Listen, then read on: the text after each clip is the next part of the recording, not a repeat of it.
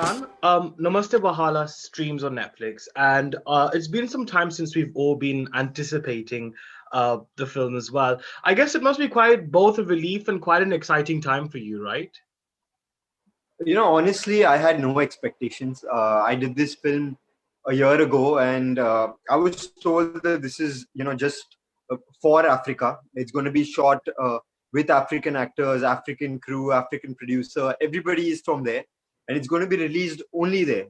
So I just went there, did a job, and came back home without even thinking that this will have any impact on my career or anybody would even know that I did this film. Right. So now that it's become a Netflix original, it's a big. I think it's gone beyond expectations. I can imagine. In fact, I saw the trailer, and from the looks of it, you seem to be this very charismatic character, like this very charming, wealthy character, Raj. So how inspired were you by perhaps other popular, sort of Bollywood chocolate boy heroes to sort of bring out the essence of the character? So basically, the character he is a total rom-com, a perfect kind of a guy. So Yeah. he has everything going for him, and he falls in love with the right girl. The girl loves him back. So basically, there is no conflict in his personality. He's just the perfect guy who's fallen in love with the perfect girl, but the situation isn't perfect, and that's what this story is about. It's just a regular rom-com wherein guy meets girl and they fall in love, and then the trouble starts. Hmm. I think what makes it really special as well is the fact that it's among the few Indian and Bollywood movies which perhaps reunites or unites rather Bollywood and Nollywood together. So, as an Indian, what Yeah. did you discover the most about the Nigerian culture, especially with your experience of working on the film? So like Bollywood has different kinds of cinema. We have the typical masala kind of films. We have the comedy films. There are different actors who do different genres of cinema in India also, where we have the typical Salman Khan kind of films, which are like slapstick, or even Akshay Kumar. Sometimes he does all these houseful kind of movies, but then he also does the other kind of cinema that Hmm. has become so popular now in India. Hmm. So Nollywood also has the same thing. They have their slapstick and their really nonsensical movies also, but Hmm. they also have their good cinema, wherein they are also trying to break in with making realistic stuff, things that are believable, things that are glamorous and beautiful kind of films. So this is one of those. This is like a good looking Nollywood movie, wherein the director and the producer, their approach was that we want to do something different for Nollywood. We want to make it like, they consider Bollywood very advanced. They think it's very, glamorous and something Hmm. aspirational for them. So they Right. thought that, why don't we incorporate something like that? But how do you just bring a random song or a dance into a Nollywood movie? Right. So how do you make a Nollywood movie musical? And they thought that the best way to do this would be to make like a Bollywood and a Nollywood, collaboration, and give their audience something new as well. Right, right. And I also the fact that obviously the director of the film lives in Nigeria as well. So I guess perhaps having her experience of living there and obviously being Indian as well, I guess that must have been quite enriching for you. To kind of understand both cultures as well and the similarities perhaps as well between Yeah, yeah, both. we are very, very similar. And obviously, I've come to know that only through her and through the rest of the cast, because we wouldn't imagine that we are that similar, right? But we are Mm, really identical in the culture and the family structure as such. right. There also, the kids don't really move out like in the States or in other parts of the world, wherein kids are 18, 19, they just move out of the house. But even there, the kids don't move out. They actually just stay with their parents like for long, Right. and they move out only if they are married and if their wives are not getting along with the parents, which is typical of Yeah. India. So Yeah. they are very close to our culture, and the upbringing and the family values are also very similar. Mm, So they thought that making a movie with two cultures which are just like so protective of their children right. would create enough drama or enough conflict for the movie. And it's true actually, and plus the fact that we also share, I guess, the traumatic experience of being colonized as well. Yeah, By the Britishers and by foreign powers within your own land as well. So I think we also have that commonality as well that's as a true. deep root That's kind true. of systematic issue that we've all faced Yeah. together, which I think And is, then we are also English speaking. yeah. Even in Nigeria, they most of them speak English. Like in India, we have our regular regional languages, but we all speak in English and we are very fluent with it as well. So they are Mm, like that as well. They are very fluent in English. So there's no communication hassles while I was working because everybody was very fluent in the language, and absolutely. they really didn't speak much of their local language. Oh wow, okay. It's interesting, yeah, because I know in South Bombay there's this particular kind of hype to speak in English a lot. So Right. I've kind of been familiar with that in India. I think we've had films which sort of talk about interracial relationships. Like we've had like a film like Mississippi Masala in America, which was made by Meera Nair. Then we had Govinda Chadda's Bhaji on the Beach, which also talked about a relationship between an Indian and um, a black person. So we've had that before, but I think those were actually in the West. It wasn't actually homegrown. It wasn't actually set Exactly. in the Exactly. authenticity in an authentic manner. So I think this is what sort of enhances that as well, right? Yeah. See, so what I've heard is in Nigeria, it is not uncommon for an Indian man to marry an African girl. Hmm. It's not uncommon. It has happened. Yeah. So they just thought that it is believable for them, and they could make a movie of it. Sure, indeed. But I think also, Ruslan, I've got to talk about this subject as well because I think it is because we're talking about interracial relationships and all of that. I think Hindi cinema itself has been often criticized for its sort of tone-deaf representations of dark-skinned people. Right. What way do you think Namaste Wahala? Because obviously it is such a milestone and it is such a very special film. How do you think the film can kind of act, perhaps as a catalyst towards more progressive representations on screen? See, honestly, it's not that there have been many love stories in Hollywood which are with a black male and a white female or otherwise. So it is common. For an Indian man and an African woman, that is uncommon, and there is no subject like that. But with this film, what also is being said is that now it does not matter if you're African or you're Indian or you're Chinese. You can just fall in love with anybody and you can be with them. How does it matter? Because at the end, anything or the thing that is most important is the love that you all share and the bond that the couple share. It's like in India we already have these issues with caste, and we already have with religion, Hmm, wherein you can't even marry somebody of a different religion or right. a different caste, even if you're from the same religion. But there's just so many rules, and Hmm, it's time we just break the rules, not only within the countries, but just internationally. Just marry whoever you want. If you love somebody, just marry them, and your families should eventually understand and accept it. hmm, right. I think talking a bit more about your background, Ruslan, you began as a dancer with Shamak Davar's Academy before you became an actor. So how much did dancing support you with exploring your craft in acting? Honestly, I was a very bad dancer. I really struggled. Okay, I really struggled, and the reason I even started dancing was because in Bollywood you need to be able to dance, Right. right? That's just like a cliche. They never say you need to know how to act, but you need to know how to dance, and you need to have six packs also. So Hmm, those were like the things that I needed to work on, and that's what I worked on. But apart from that, I was also doing theater, and I was also acting, wherein I'd also concentrated on my acting. But I liked acting, and I found that more easy than dancing. So I joined Shamak, and I was with Shamak for a while, but I was really bad. But he was sweet enough; he'd always put me in the center because he thought that I looked good in the center, and because I was in the center, then I just had to work hard because I knew everybody else around me was better than me, and the only way to be deserving of this position was to work hard. So I hmm. really slowed. I really worked hard, and when I got my movie, I was very happy that now I'm done with the Shamak dancing days.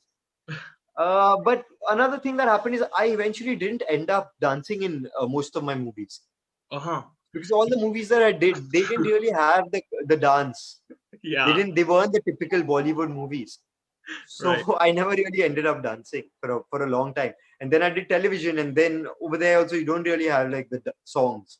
Yeah. Unless it is like a wedding sequence or some sort of. Yeah, yeah. So I do those, and those are then they're okay. They're just one day shoots. Right. It's actually interesting you say that actually, because I feel like a lot of great talents have emerged from or began with Shamak. So it's quite interesting Yeah, how you kind of have mentioned that as well. It almost seems like he has a very good eye for talent, and that eventually kind of. yeah. See, obviously does have he has an intuition about people. That's for sure. Like I met my wife when we were at Shamak. So she Yes. was my partner, right, in dance. And Yes. he told her he made her she was the best dancer there, and he made her my partner so that she would teach me and I'd become a better dancer. And I didn't become a better dancer, but I just ended up hooking up with her. So that's what I did as when I was in Shamak. Yeah. But while I was there, this is before I became an actor. I just become an actor, and he told me at that point of time, me and Nirali were really not serious, so we were too young. We didn't even know that we'd ever get married. So he told me at that point of time that this girl, whenever you talk about her, and I had a few girlfriends also, apart from, you know, when I'd met Nirali, I had a few girlfriends. I was all over the place. I was young, Casanova. and yeah, I was having fun. And so he told me at that time that whenever you talk about Nirali, Right. there's something in your eyes. You're gonna marry this girl. Hmm. And I was just like, I just laughed it out because it was absurd. And the fact that I married her, it was maybe 10, 12, 10 years after he said that, I can't believe that he would say something like that. Hmm. So he does have an intuition. Wow. Even now, when I bump into him or I meet him, he says a few things, and then he'll just give me a few hints. And I am not somebody who is superstitious, or I have never been to an astrologer. I don't wear rings. I don't believe in numerology. I don't believe in changing my alphabets from my name. So I haven't done any of these things. But sometimes what Shamak says, I don't take it seriously because it's not that I'm going to act on it. But then later in life, I realized that he said this and he was right. Hmm. It's true, So, actually. he might tell me something like, there's somebody with whose name starts with A who's not good for you. And that does not mean that all the people who have A in their name, beginning with A, I'd cut them out. So I never do that. But eventually, maybe 3, 4 years later, the only person who I realize I have a problem with is somebody whose name starts with that. Wow. Even though, of course, speaking a bit more about yourself, Ruslan, the fact that your mother is, of course, a well-known Marathi actress as well. It seems like you've obviously tried to make your own identity without, having to use anyone's name, which I think is so fab because you definitely have tried to kind of mark your own space within the industry. How successful do you think you've been in doing that, and how satisfied are you with the way your career has shaped up? So, when I started acting, my mom was absolutely against it. Now, so many years later, I realize why. Because you see, right, there's so many stories of actors committing suicide, so many actors not getting work, and it is a tough, tough business, right? You need to be very, very mentally and emotionally strong as a person because the ups and downs are phenomenal. Um, Mm. so my mom knew that, so she discouraged me from being a part of this business because there was nothing that she could do for me. It's not that she could make a film for me or make a project for me. Everything and anything that was needed to be done, I would have to do. And that's why she didn't want me to do it. Also, at that time, she didn't think I was. She thought I was becoming an actor because of the way I looked, and not because of Oh. my passion for it, or not because of my talent, which is Mm. also correct. So she was correct in her judgment of me. Mm. Um, but I worked hard, and also because I had that, I needed to prove to her that I would do something with my life. Mm. That's why I even worked harder than I would have otherwise if she just supported me. Yeah. So it was just to prove a point, and that's why I think I did the rigorous theater and I did the shamak, and I got all my work on my own merit because I wanted to do that. I didn't want to come home and listen to my mom saying that you got this, but you know how you got it. Right. Yeah, but that's the thing though, because I feel like a lot of the times it's all about which circle you're in as well, Ruslan. I do feel it's about like the sort of backing you have and about like which circles you're in. I mean, do you perhaps think if you were in more elite circles, for example, do you think perhaps your career would have been a lot more decorated and your debut would have been a lot No, more? I don't think so. I don't think so. Honestly, this is a misconception. Anybody who's listening to this and watching this, I want them to really know that you can Right. be Salman Khan's brother, you can be Karan Johar's son, you can be Shah Rukh Khan's son. It has no value. You can get Right. one super hit, super big film, and after that, you're on your own. So just getting a big debut means nothing. There's so many actors who've got big debuts, and they are in the worst position because after that, now they can't follow up. See, like, look at me now. I got a small debut. I did whatever I had to do, and I have no backing. I'm answerable to nobody. I can go and do a film in Africa and come back. I can do a film in China. I can do a film anywhere. I can do television, and I Hmm. can survive. So I earn my own living, and I'm answerable to no one, and my credit and my success is mine. So thinking that somebody who is from a star family or who has backing is just going to succeed because of that is stupid. It's like Hmm. saying that Ambani is your uncle so you can run Reliance. You can't. It doesn't make sense. You have to do what you can do. And Right. even if you have a small little 911 store or 711 store somewhere and you're successful, you from one you make it 10. That's success. So I look at it like that. I know so many actors who are from film families and they've not been able to achieve anything, and there is only one reason for that. It is talent or a lack of it. If Hmm. I am in this position today, it is not because of anybody's doing. It is because of my own doing. This is the kind of hard work that I have put into it, and this is the kind of dedication or talent that I have for my work. That is why I'm here. If I had more dedication, more passion, I would be in a better position professionally. This is what I genuinely feel, and this is what I tell everybody. Hmm. Sure. Nobody can make you, and nobody can take your success away from you. That's all well and said. And I think also because in your journey you've probably witnessed, like you said, because you have, not used your mom's name to get work and you have tried to make your own identity, from scratch. But in that journey, you must have faced a lot of hardships and difficulties and even failures too. What was that process like? I mean, what sort of motivated you, uplifted you then? It was realization. Whatever things that happened in my career were my own doing, and I sit and I think about it, and I sometimes think that if I went back into that same position, what would be my decision?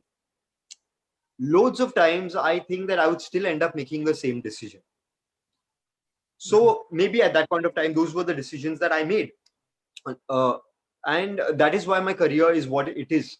If my decisions were different, my career would be different. If my outlook about the film industry was different, then my profession and whatever choices I made would be different. So Mm.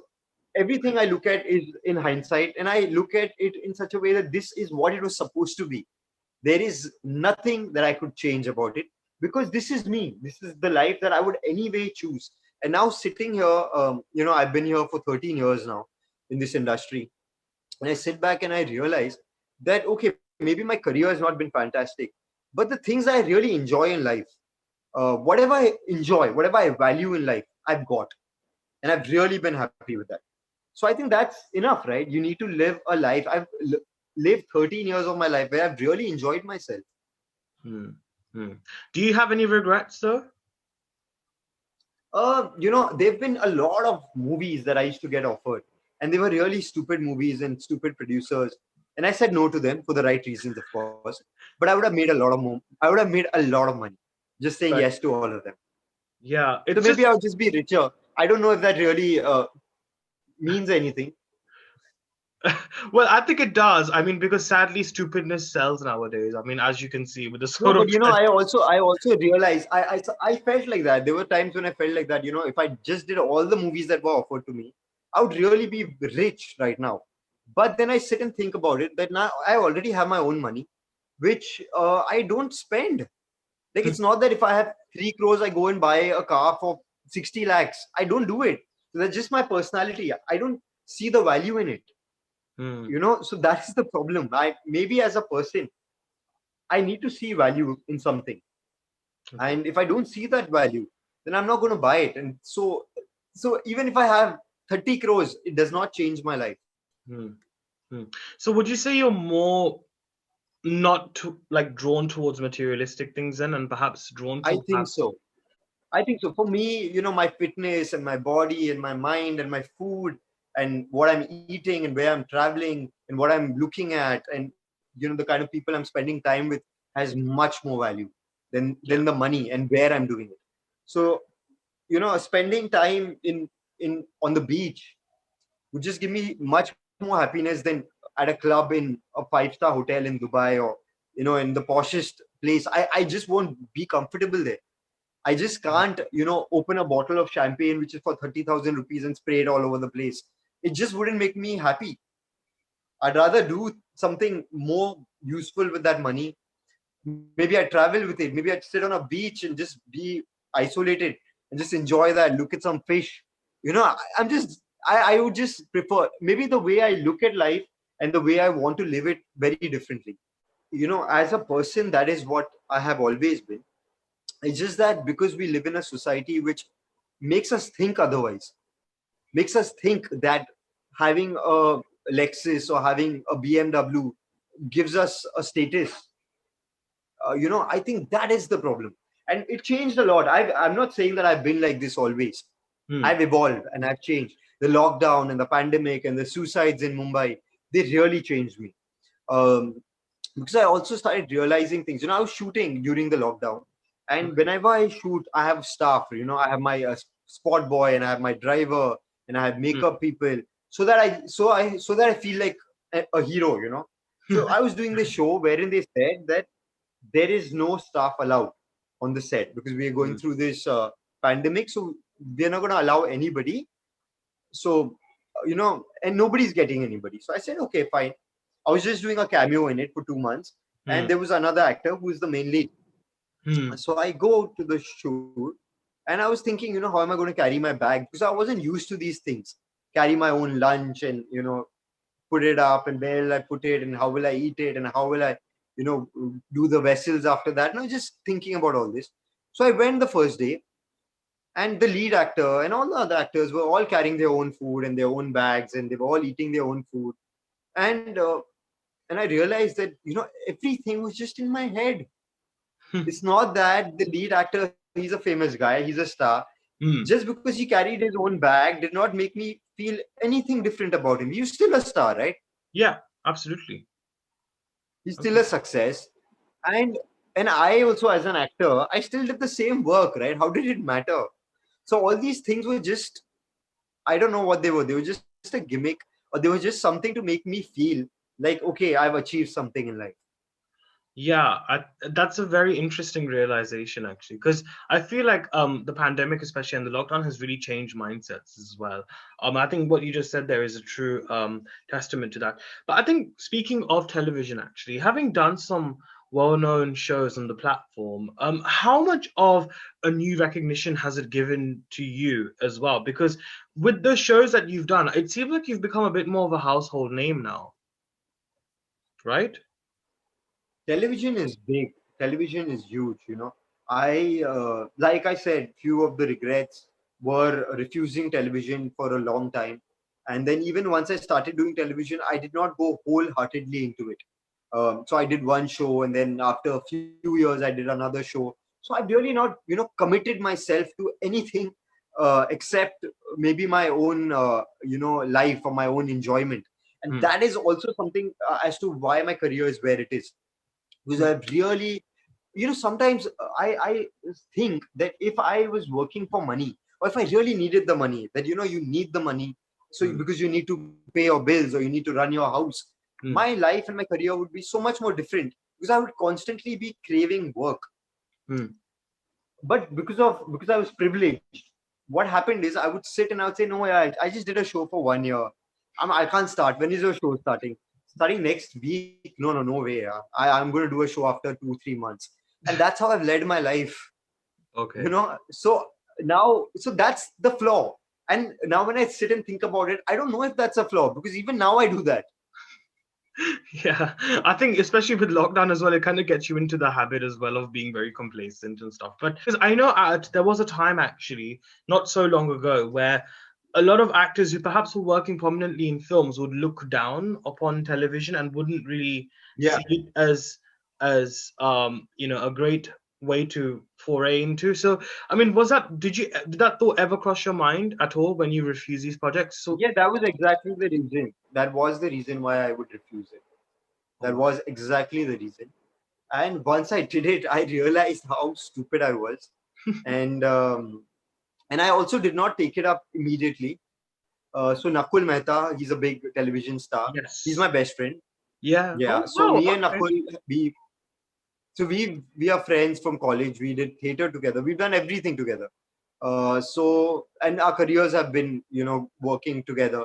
Also, we used to rehearse scenes together. So we've really, our career has been very close to both of us, and we both got movies. But then Nakul decided to get married very early in his life, Hmm. and he needed to earn, right? So he needed to start doing television, and he had a motive. He had a reason to do television, and he just stuck to it. He did not divert from it. He got movie offers. He got things that would take him to different countries to do some random movies, but he never did it. He stuck to television. He said, now I'm going to do TV, and I'm going to build a career here. But I never did that. So I saw his success, and then I realized that, okay, I should do television too. But Hmm. I think it was a bit late. Right. The kind of offers that I was getting earlier were much more. By the time I decided to do television, everybody decided to do television. Yeah, it's true. I think the fact that you're a father now, Ruslan, as well. In what way has parenthood changed you as a person? And in what way, perhaps, has that change helped you now as an actor or as an artist? See, I don't know how much it's changed me as an artist, but as a person, it's changed me in the sense that, so whenever we are driving, my wife has this habit.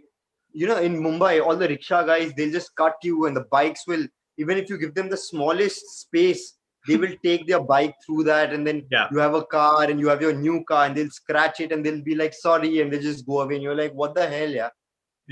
So my wife hates that. So wherever at the signal, she'll stop her car in such a way that the bikes just cannot pass her. So they're just stuck behind her in a long line. And you know how these Mumbai bikers are, right? Even if they get a small little niche, they want to use it and go. So Hmm, earlier I would let her do it. But hmm, now I tell her that, just let them go, because they must be having a kid home, and they must be having their family home, and they want to get home. That's why they have a bike. Otherwise, they would be on a car. They hmm. want to get into these small little corners. And so I think that's changed. I look at things differently. I look at my servants differently, because they have a family, and I feel bad for them.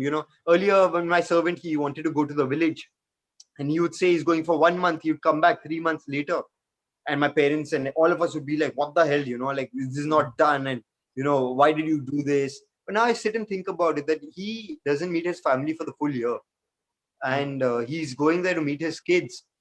They might not want him to go immediately. He might end up being there for 3 months. Hmm. And when I'm working here, when I work for, like, 6-7 days in a stretch, on this eighth day, I just feel like being with my son. So Right. when I can't stay away from my son for a week, there are people staying away from their families for a year. Yeah, come on. So these things, I feel differently about them. Sure. And I obviously assume that there's a sense of added responsibility now as well. Because I mean when I spoke with Jay Sean as well, that's exactly what he said to me. Is because like whatever I do now, it's for my kids, it's for my family. So I presume that's a sort of do you have that sort of mindset as well now too? Honestly, whatever I did even before was really not for myself as such. Because, like I told you, there was no desires that I had. The Yeah. kind of desires I had are so simple that, money can't buy them. Yeah. So coming back to that, I really don't have to do anything for my son, because there's nothing specifically that I want for him. You Hmm. understand? It's not that I want to send him to the best college or the best school, or I have no aspiration for him, just like I have no aspiration for myself. I just want Hmm. him to be a respectable person, treat people with respect, be well mannered, be be a good guy at heart. That's it. Hmm. And I mean, if there is ever a situation, I mean, I know it's very long to think about, but I think hypothetically, if there is a situation where if he also grows up and says, Dad, I would like to be an actor, how prepared are you for that conversation should it arise in the future? I will tell him, then act. You gotta start acting. You can't just be an actor by telling me. Like, act, come on, do something, do a play. I'll come watch it. I'll tell you if you're a good actor. Right. I think on a final note, Ruslan, after Namaste Wahala, how, if at all, do you hope life will change for you? I don't think it'll change at all. I don't think it'll change at all. There was a time when I thought, and I used to sit and think that, this project will change my life, or if I get this show, my life will change. And even after doing all that, really, nothing really changed, because you know why? No project can change my life. The only thing that can change my life is me. And I don't want my life to change. I really like my life. that's I think that's a very fair response, to be honest. But like, do you know, koi bhi to khwahish hogi na, like that you kind of want to fulfill, or do you feel satisfied and you feel as if everything is fulfilled for you now, as an actor, I, as a person? honestly, for myself, I'm very happy. So if you're going to ask me what I expect from me, and if it's left to me, I don't want anything more. I think I have enough. Yeah. And the interests that I have, right, they're so different from Bollywood. So my only interest since the time I'm 18 years old has been the stock market. So the first check I ever got, I went and I bought, I went and I made a demat account, and I bought shares, and it's been like 20 years since I've been doing that, and I've only lost money. I've only lost money. Whenever I buy the best shares, I end up selling them at a loss, and then they turn out to be like multi-baggers. So I've only lost money all my life. Hmm. But that now, in after so many years, I've realized that that is something that I really love. That is my passion. So if tomorrow, if I really have to give my son some knowledge or give him some interest, it will be something to do with equity markets. Oh wow. All my money that maybe that is something. So whatever I earn, right, I only want to buy shares with it, some equity, some stock, something connected to the equity market. So that is my passion. And it's just strange that It is. nobody would even consider something like that. Yeah. So if a few of the shares that I bought really blow out, Yeah. then that'll make me really happy. But I don't know what I'll do with the money. I'll Right. just watch it grow. But I'm not going to do anything with the money. That's what, even sometimes I think that, if I've bought something, let's say for 10 lakhs, and if it becomes 30 lakhs, what do? I don't do anything. But it just gives me happiness. Right. Okay. No, I completely understand that. But I think besides Namaste Wahala, is there anything else that we can look forward to from you as well as an actor? Uh, so there are a few projects that, have been offered to me. A few things that I've done for the web, like a web series, but I do not know when these projects will come out. There might be a very interesting movie that I've been offered. Hopefully that gets started, then that'll be something as good as Namaste Wahala. So let's hope that happens. I'm in the process of almost signing it, and it's got a very interesting cast and a very good part for me. So that's something big. So hopefully if that happens, then if that announcement comes out, I'll be happy. Oh wow. Well, I think we definitely wait for that with bated breaths as well. And I think the fact that Namaste Wahala will be on Netflix as well, I think we're definitely looking forward to watching that. I certainly am, because I think it's a great celebration of two cultures and it just looks beautiful. So I'm really, really looking forward to that. So thank you so much, Ruslan, for joining me on Filme Shilmy. Thank you. It was a pleasure to talk to you. Thank you so Thank much. you. Yeah. Bye bye. Bye bye.